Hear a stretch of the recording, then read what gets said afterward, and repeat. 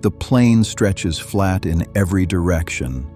No hills, no ridgelines, no natural horizon to fix the eye on. Just the great alluvial flatness of southern Mesopotamia, the land between two rivers, baking under a sky that feels wider here than anywhere else on Earth. And rising from the center of it, a mountain that was not born. It was built, layer upon layer of fired brick and bitumen, ascending in receding terraces toward a summit no human foot was meant to reach alone. From a distance it seems to float above the heat shimmer. Up close it overwhelms. Its base covers the area of several city blocks. Its shadow moves across the city like a slow clock. The priests who climbed it believed they were ascending the axis of the world, the point where heaven and earth made contact, a staircase to the divine. And somewhere in the memory of this structure, in the dust of 100 such towers scattered across the Mesopotamian plain, lies the seed of one of the most recognizable stories ever told. A single people, a single language, a city on a plain in the land of Shinar, and a tower with its top in the heavens. This is Bible Stories Unearthed, where we retell the narratives of Scripture alongside the history, archaeology, and ancient world that give them their full weight. Today, the Tower of Babel, and what the extraordinary archaeological record of ancient Mesopotamia reveals about the world that gave rise to this story, and why its description in Genesis maps with such precision onto a landscape of monumental mud brick construction that archaeologists have been excavating for over a century.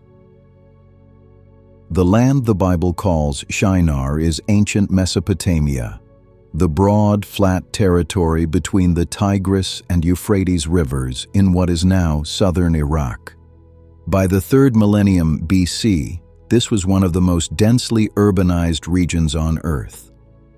The cities of Sumer, Ur, Uruk, Nippur, Eridu, Lagash were genuine metropolises, home to tens of thousands of people, with complex economies, professional bureaucracies, legal codes, and sophisticated religious institutions. These were not villages or encampments. They were the first cities in human history, and their inhabitants knew it. They called their land the Black-Headed People's Land, the center of civilization. And they wrote that civilization down on tens of thousands of clay tablets that have survived to the present day. The great technological achievement of this world was brick. Southern Mesopotamia had no stone, no timber worth speaking of, and no quarryable rock. What it had was mud, deep, reliable, workable alluvial clay deposited by millennia of river flooding. From that mud, the builders of Mesopotamia made everything: houses, city walls, palaces, and temples. The temple was the architectural heart of every Mesopotamian city. And the grandest form the temple architecture took was the ziggurat, a tiered, stepped tower built in receding terraces with a shrine at the summit. These were not tombs. They were not fortifications. They were sacred mountains, deliberate architectural recreations of the high places where the gods were believed to dwell. This was the world the Tower of Babel story inhabited. The account in Genesis 11 is brief, just 9 verses, but it is precise. Now the whole earth had one language and the same words. The people journeyed from the east and found a plain in the land of Shinar. There they settled, and there they made a decision. "Come," they said to one another, "Let us make bricks and burn them thoroughly." They had brick for stone and bitumen for mortar. And they said, "Come, let us build ourselves a city and a tower with its top in the heavens, and let us make a name for ourselves, lest we be dispersed over the face of the whole earth." Every detail in that description is exact. The land of Shinar, southern Mesopotamia. A plain, the flat alluvial basin of the two rivers. Bricks, thoroughly burned, the kiln-fired bricks that were the defining building material of Babylonian architecture. Bitumen for mortar, a specific regionally accurate detail. Natural bitumen, called hamar in Hebrew, seeps from the ground in several locations across Mesopotamia and was used extensively in ancient construction. Archaeologists excavating Babylonian sites have found precisely this combination: fired brick bonded with natural bitumen. The builders wanted a tower with its top in the heavens. In Hebrew, the phrase is, "its top in the heavens." Rosh Bashamayim. This is the language of aspiration, of monumental ambition. And in Mesopotamian religious architecture, this aspiration was not metaphor. It was theology. The Sumerian name for a ziggurat was Etemenanki. It means house of the foundation of heaven and earth. The great ziggurat of Babylon, the one the Hebrew Bible calls Babel, bore that name.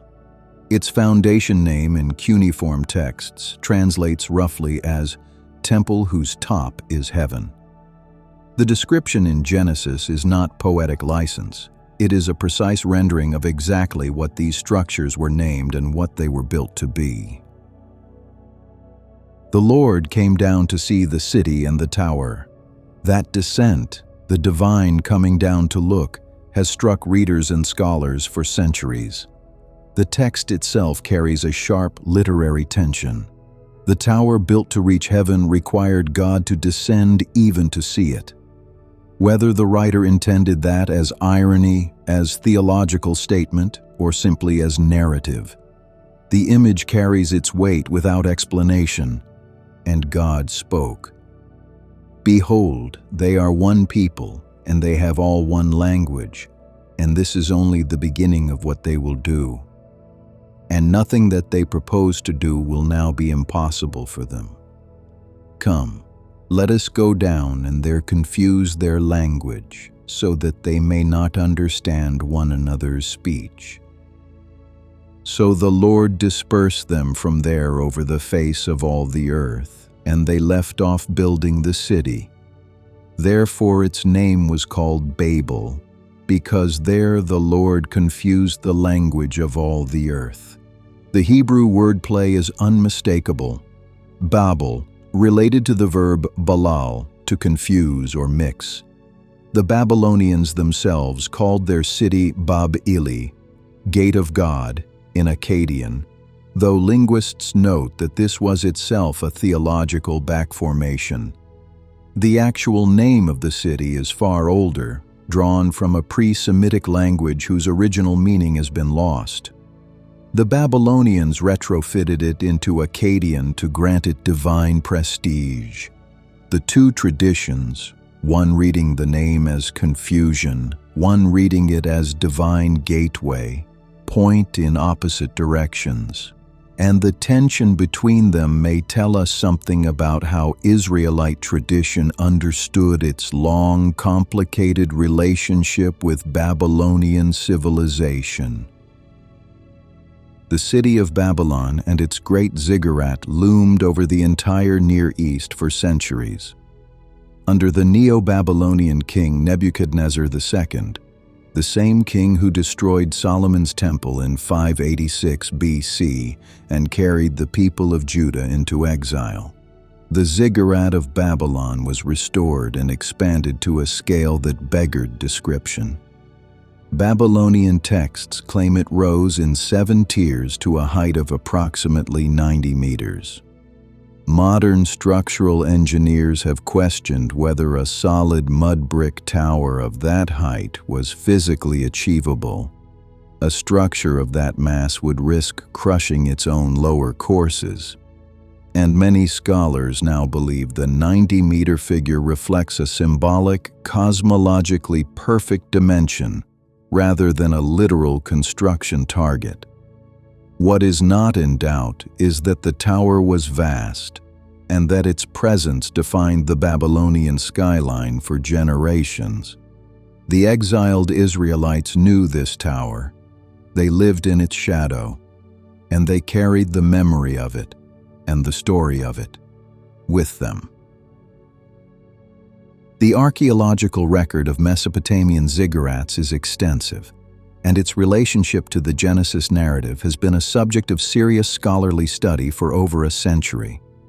The best preserved ziggurat in the world is the one at Ur, ancient Ur of the Chaldees, the city associated with Abraham's origins.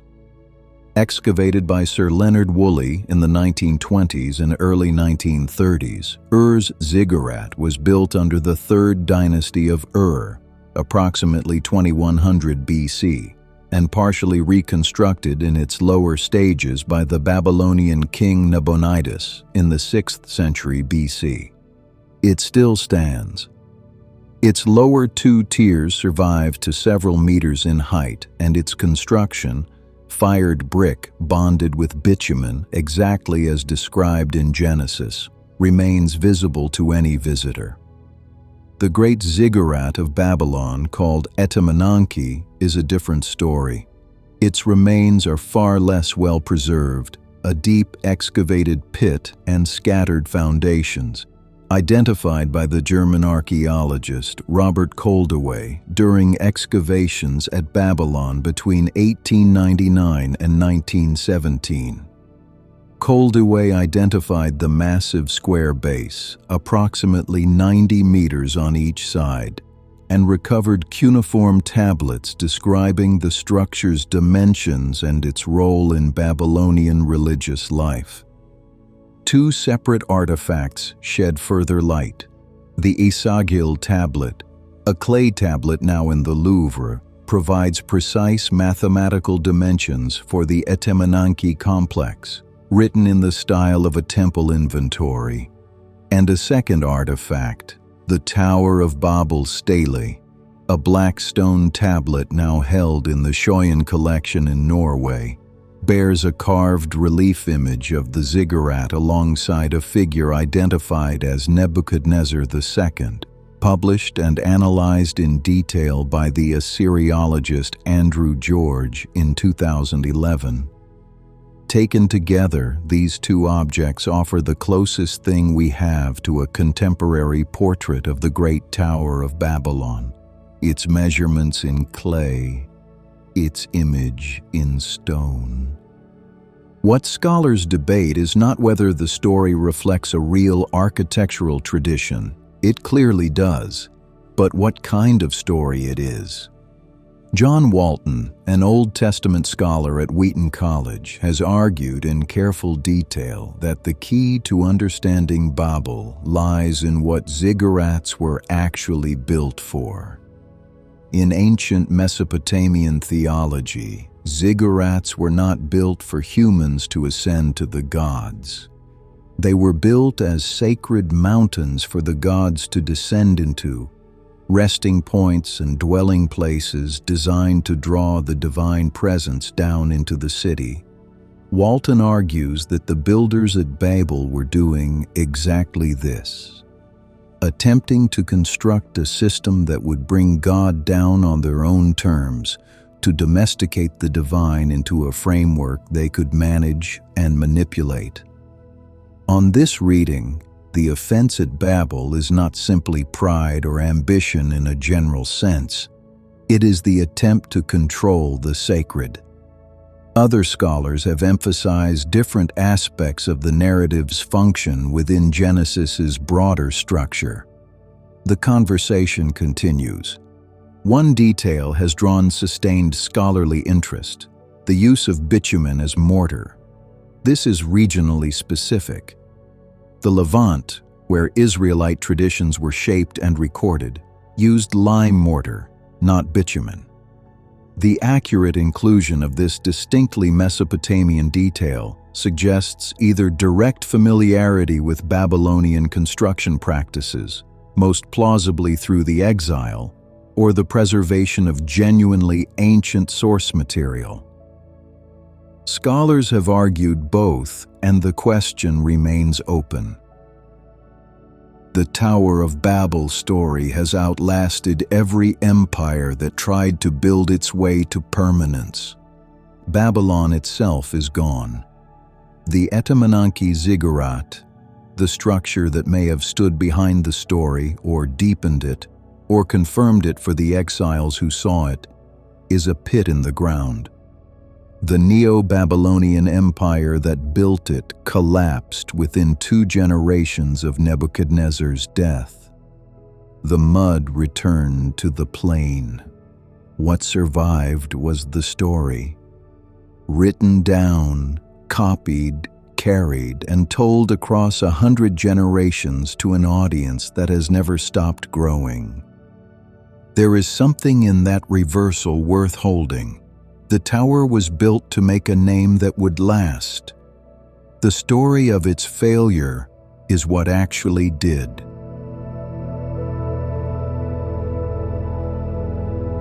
Thank you for being here. This story has been told. Subscribe and return to Bible Stories Unearthed. The book is open. Let's unearth more.